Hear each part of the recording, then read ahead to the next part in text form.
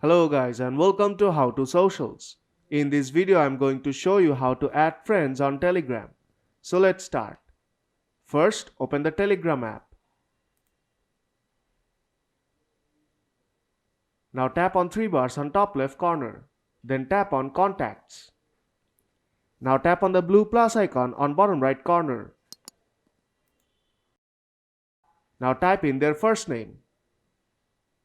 Then type in your friend's phone number. Now tap on the tick icon on top right corner and then tap on Invite. When your friend is not on Telegram, you can invite him to use Telegram. Now you can invite via Messenger or Messages. Now select Messages and then Continue.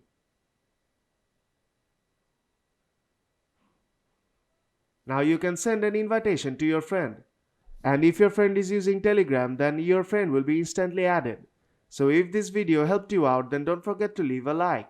And see you in the next tutorial.